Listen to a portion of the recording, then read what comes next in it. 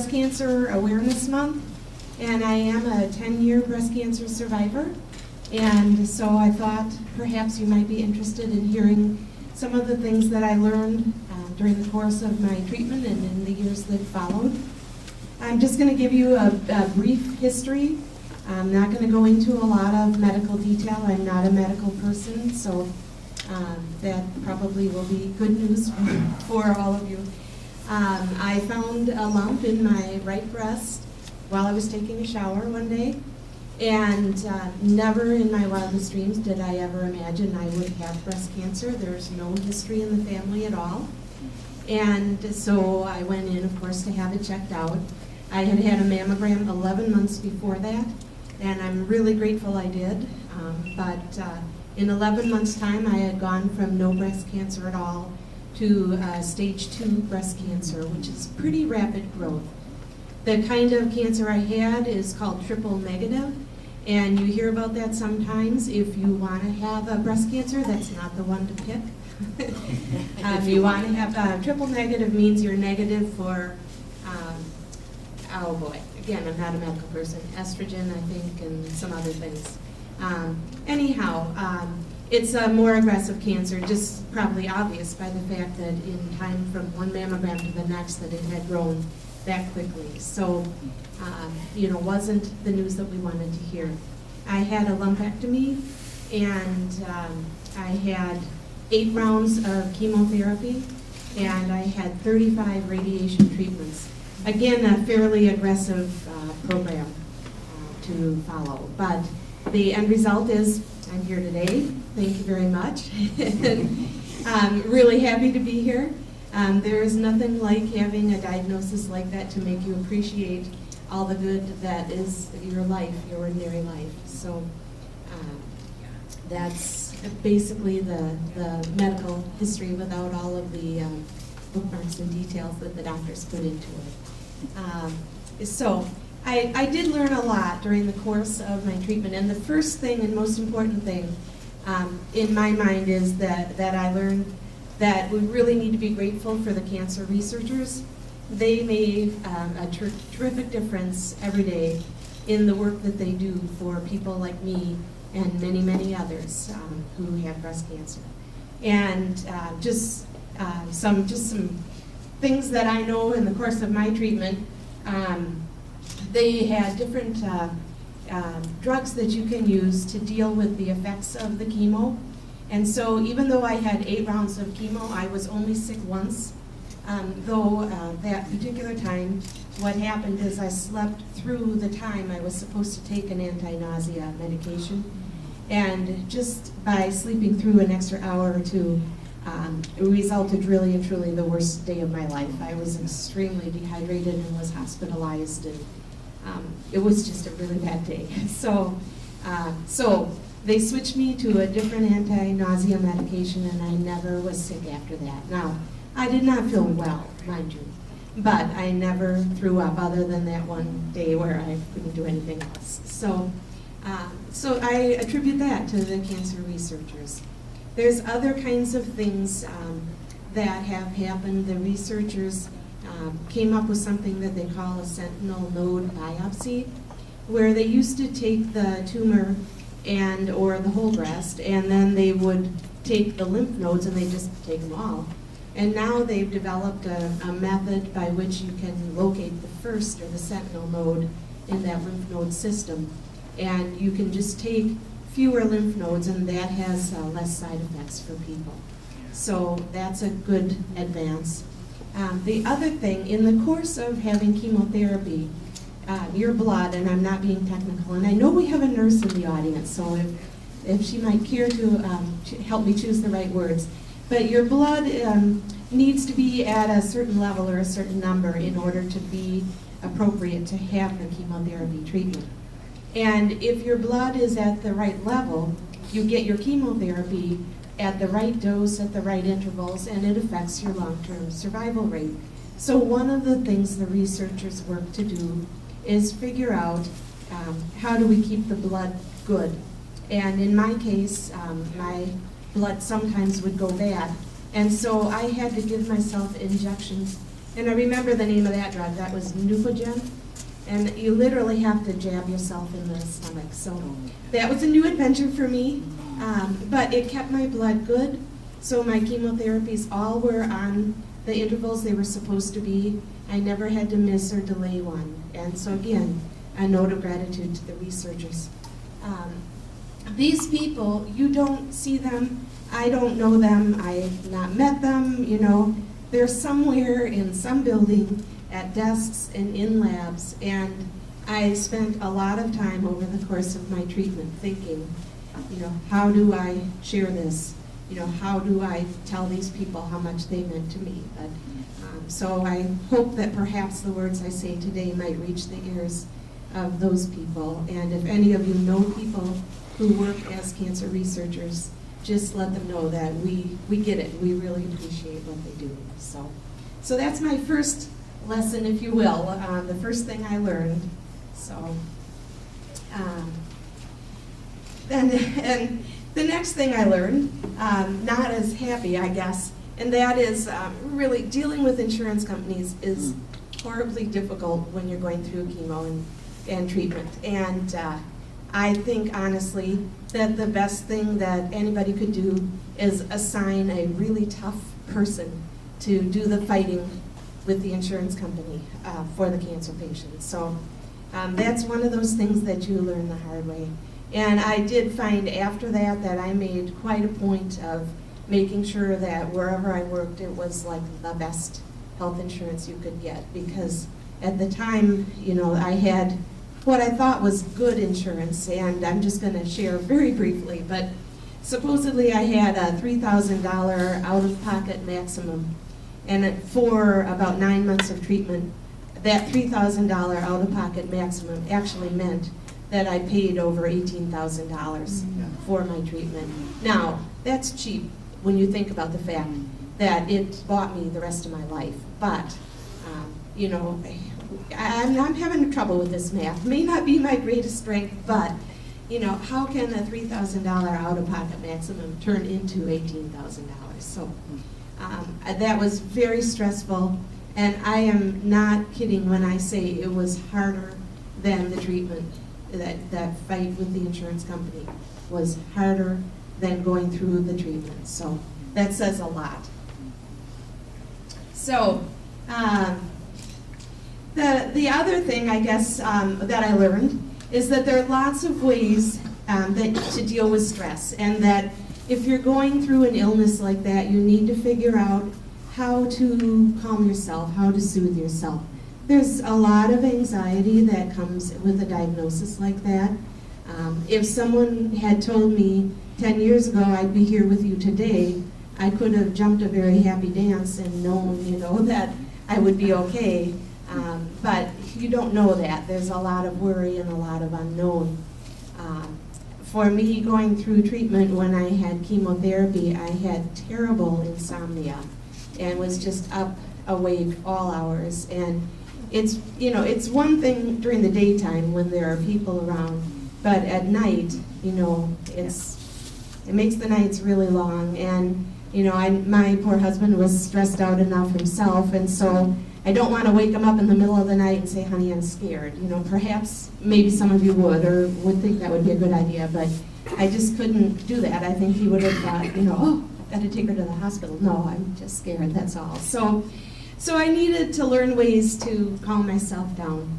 And the first thing I tell to anyone I meet who is just about to undergo treatment is to make yourself a cocoon or a nest or something like that.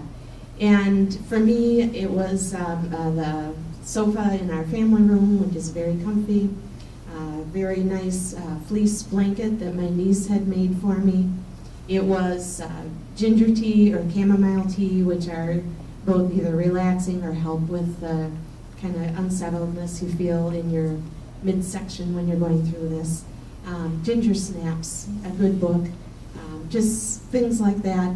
And I found that when I would get stressed out, I would get out of bed, I'd grab my fleece blanket and my book and my ginger snaps and my ginger tea, and I would crawl onto the sofa and curl up, and I would fall asleep. And what was really funny is, for years afterwards, that's all I had to do. You know, if I ever was tired or, you know, anxious or anything, you know, 10 years out from treatment, curl up on that sofa and grab that fleece blanket. And it's like my brain said, you know, time to relax. So figuring out how to make yourself relax is a good thing. I was anxious, as I think most people are when they go through treatment. When I was up in the night, I did a lot of long emails to my siblings. I have 7 brothers and sisters, so that's very helpful, lots of people to talk to. And so that was, you know, that was helpful. I like to write, so that for me formed something of a diversion. And then, you know, things that you can do to make you laugh, to bring some humor into it. So it could be, you know, depending on the person, it could be funny movies, it could be cartoons. I liked books that were funny, and there was one called Not Now, I'm Having a Bad Hair Day, and it was cartoons, and it was really very clever, very funny, written by a young woman with small children, and so I remember that one in particular. Another book was about a woman in Texas, and something, I think it was called Bald in the Land of Big Hair. And again, another funny book, so that was helpful. I had my own bad hair day moment. I did, as you can expect, I lost my hair. And so I wore a wig, and you know, it depends on, you know, the person, but I tried scarves and you know, wasn't my thing. So even though I like them around my neck, not so much around my head. But in any case, I was at work one day, and a young woman, a new person to staff, came in and was complaining about her hair, and she said, "Oh, I'm having a bad hair day." I could not resist it, and I grabbed my wig and said, "Me too."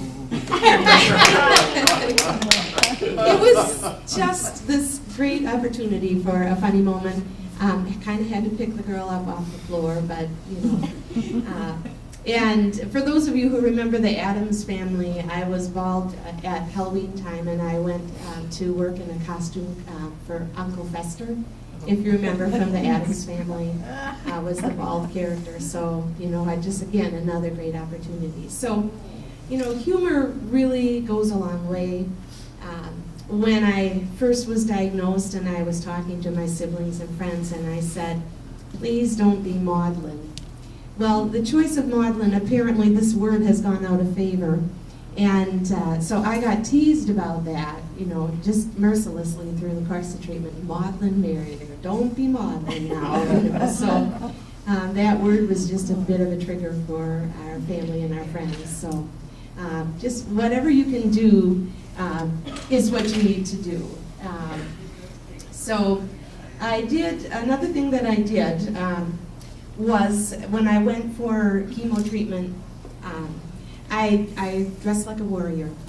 And it was for my own courage, if you will. I had a black leather skirt. Now, you've all known me now for some time, and you haven't seen any black leather skirts in my wardrobe, but black leather skirt and boots, and I had a suede shirt, and I'd go into chemo like, you know.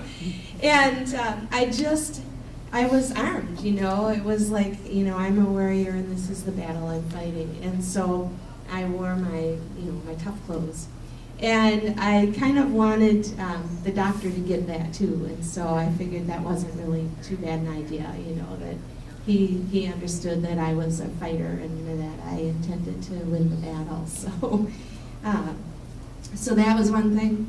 And then silly little things that you might do.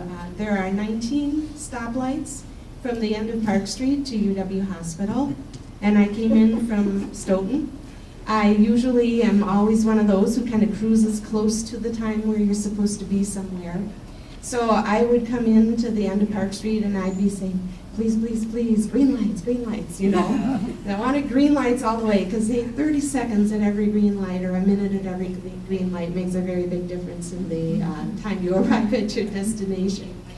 Well, some point in time, I started to think to myself, you know, hey, praying for green lights, not a bad idea, because it's not just the green lights for getting to the hospital, getting to treatment, but it's green lights. It's a go signal for the rest of your life. So I still get to the end of Park Street and it's like, hey, green lights. So, those kinds of things that you can do that help yourself, encourage yourself, wherever you can draw your strength, that's a good thing to do. So, along with all of this, I learned something that I think we probably all know, and that is how much we need our moms. Now, I was diagnosed 10 years ago. My mom died 19 years ago. She wasn't there, okay? So, you go through this and you think you're a grown-up. And in my case, I had grown-up children when I was going through this. And hadn't thought about my mom in the course of this. Well, when I had the surgery, and a few days later took off the bandage and saw myself for the first time, the thought that jumped into my brain, I want my mommy. And word for word, it's just like, the thought was there. And there is something so primal and so basic. When things are tough, your heart, your brain, you go to your mom. And so it was kind of cool, that you learn that, and maybe you know that. But to actually have it happen so quickly with so little conscious thought, to have this thought, I want my mommy. Not I want my mom, but mommy. I'm going back to, a year and a half. So I'd still like to have my mom, but we don't always get that. But just learning that very, very primal connection to your mom was really an eye-opener for me. Along with family, I know there are people who have gone through this and have not been very happy with their spouses. And I have to say that what I learned in going through my treatment, I am keeping my husband. He's a good man. And when it comes to the whole in sickness and in health part of things, he comes up aces. He's a quiet man, not really demonstrative, strong, and the strong silent type, if you will. But, not a real verbal man, not the kind that comes over and hugs you and gives you roses every time you turn around, which actually suits me pretty well. But I wondered, how is this going to play out in going through this crazy thing? And just some of the very touching things he did. The work that he doesn't wear his wedding ring. And I got used to that through the years. So, my husband's running around without a ring on. And he picked me up for my first chemo treatment, and his wedding ring was on his hand. That was really neat. And he made a point of showing me, I'm in this with you, I'm here with you. So at one point, as I'm laying on the sofa, and I'm sure not very pretty with bald and everything, and he came over and he said to me, I need to tell you this. I'm sorry that you got cancer, but I am not sorry that I learned how much I love you. So, it's a good man.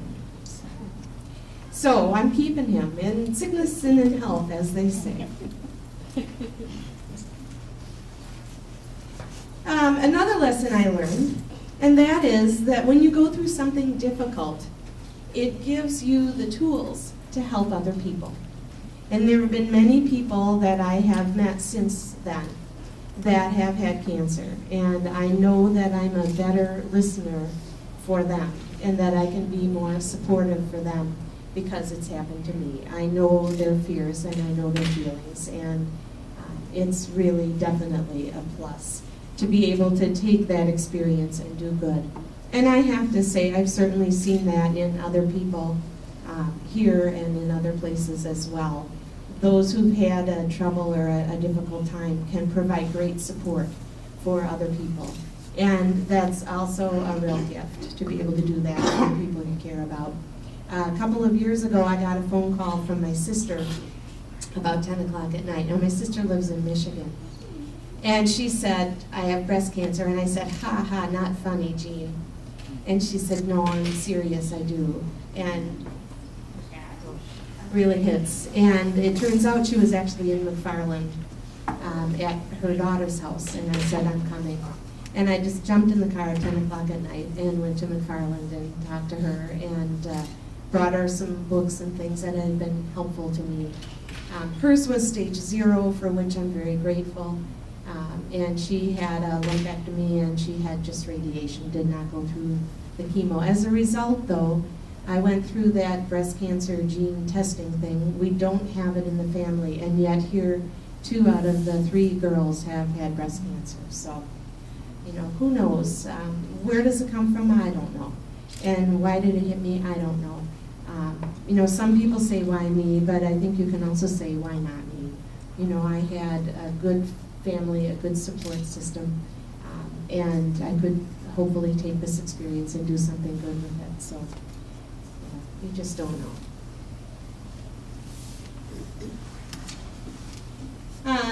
I think the other lessons are kind of similar, and that is that going through something like this, what you realize as you're in treatment and you're in family gatherings and you're looking around at the people you love and everything, ordinary life is a great gift.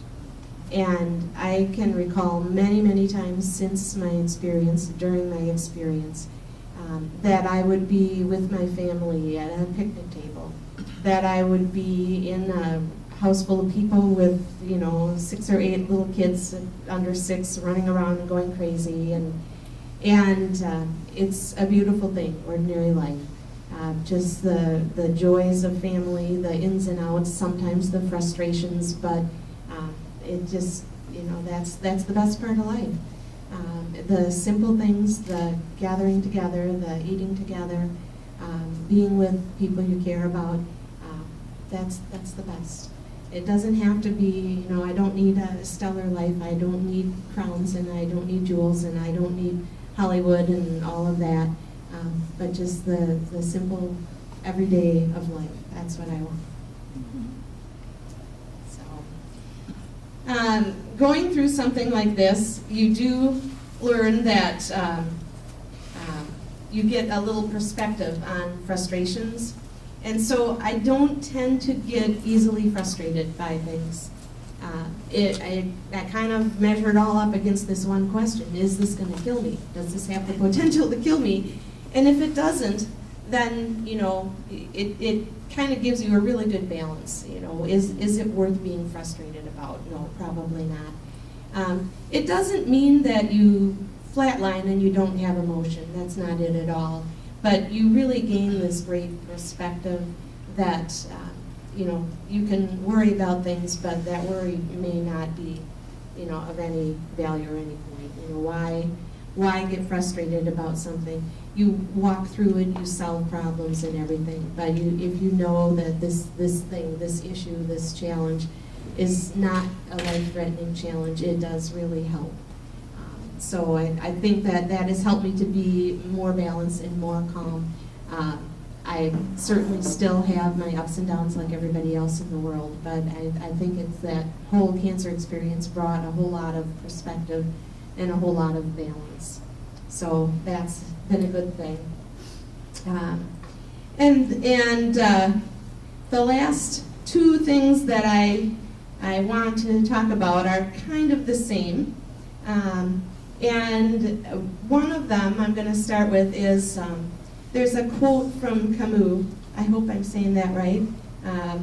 And the quote is, "In the midst of winter, I found in myself an invincible summer." And I really like that quote. But what I found is that even though there was all of this scariness going on in my life, all of this treatment, the challenges, the worries, the unknown, I found a really profound sense of peace and grace in the middle of it all. And I think you become more heightened in your awareness of the goodness of people and the kindness that's around you and the love that surrounds you. So that is a wonderful thing to have, that increased awareness. I think most people would call me an optimist, and I probably was an optimist before all of this happened, but this just really deepened that sense that, in the midst of the winter and the dark times, that there is a summer that's coming. And then the last thing that I want to share is the simplest, and that is that I learned to love each day, to just simply be glad for the day that I have. Whether that day is gloomy or moody, whether the weather is frozen or too hot, or whether someone is mad at me about something, or whether I'm getting on the receiving end of hugs from my little grandchildren. Love the day you got, and just cherish each day and be glad for each day. And that I really do. I'm driving into work and I'll look around and look at this beautiful day. What a great day. And I'm so lucky to be here. I'm lucky to be coming here. I'm lucky to know all of you. Love the day you got. So that's really all of the things that I wanted to share with you. I did bring with me a couple of things. The quilt that you see back here, a friend of my sister's made that quilt for a breast cancer fundraiser. And on the back of the quilt is the names of all of the people that she knows that have had breast cancer. My name is embroidered on the back of that quilt. And I bought a raffle ticket at that fundraiser and won the quilt. So that was kind of neat. And it's just very pretty, so I thought that it might be something you'd like to see. You know that I like to paint, and naturally I want to express myself with my art. And when you have something like cancer going on in your head and in your body, how do you express that with your art? And so I brought two paintings that I've done. And the first one over here, I call this Cancer, A Journey Through Fire. And you can come up and take a look at it later.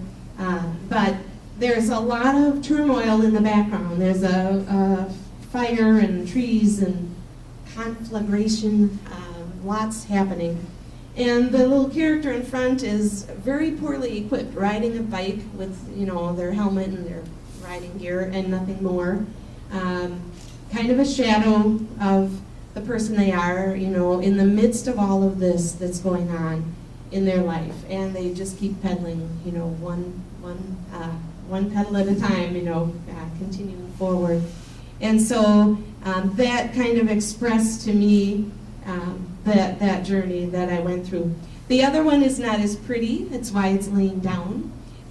But ugly emotions, better out than in. And I'll show that to you.